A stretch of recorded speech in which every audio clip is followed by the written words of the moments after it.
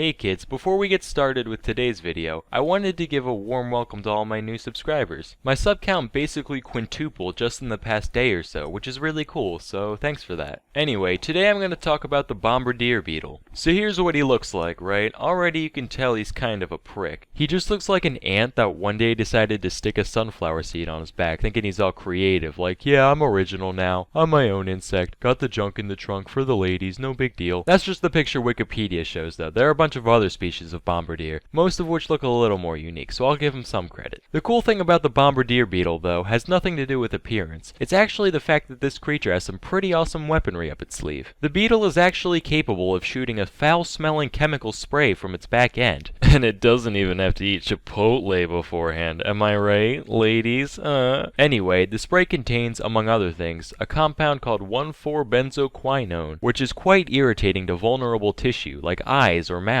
Couple that with the fact that the mixture comes out at a temperature close to the boiling point, and you've got a pretty gangster arthropod on your hands. One could liken the Bombardier Beetle to the common Tumblr feminist. Whenever it feels even slightly threatened, it starts pulling shit out of its ass in an effort to be as unnecessarily inflammatory as possible. Even more interesting than the spray itself, though, is the way the beetle pulls it off. It starts out with two different substances, hydrogen peroxide and hydroquinone, each of which is stored in a separate reservoir in the body. Then whenever the Bombardier gets his jerrys in a jostle, he releases either chemical into a single chamber. Once they mix, these chemicals react violently with one another, producing a bunch of heat and gas. The pressure from the gas is what propels the liquid out of the chamber and into the face of anything nearby. Fortunately for the Bombardier, the pressure also seals off the entrances to the reservoirs, so as to stop the thing from, blowing itself up. As soon as the pressure's released, though, the valves reopen and the process can be repeated. And this whole cycle takes place within the course of a couple milliseconds, meaning the average beetle could fire anywhere from 5 to 20 blasts within a fraction of a second. Once this video's over, you guys should look up some slow-mo videos of the Bombardier in action. I can't show you here because of copyright and all, but it's pretty cool, so go check it out. Anyway, though, this system of using pressurized gases both to launch projectiles and to regulate the chambering process is actually somewhat similar to how guns like the AK-47 work, so I thought it was pretty neat how this creature managed to evolve something so mechanical in nature. I just hope the NRA doesn't catch wind of these guys. If the government takes away our chemical weapons, only the Bombardier Beetles will have chemical weapons. Then what, man? Then what? Hey, do you guys remember how the Flintstones always used to use animals as tools?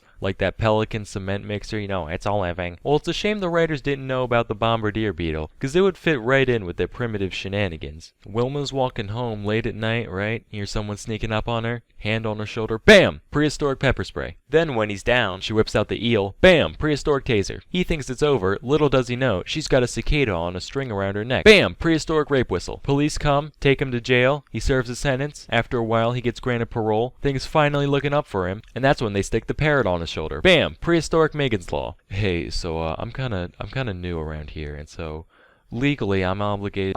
He's a pervert. Well, what he means to say is Kitty diddler. What? Okay, first of all, nobody got diddled, let alone Once a rapist, always a rapist. Anyway, what was this episode about? Right, Bombardier Beetle. So, yeah, that's all for today. Till next time, I'm Salmonella, and thank you for watching.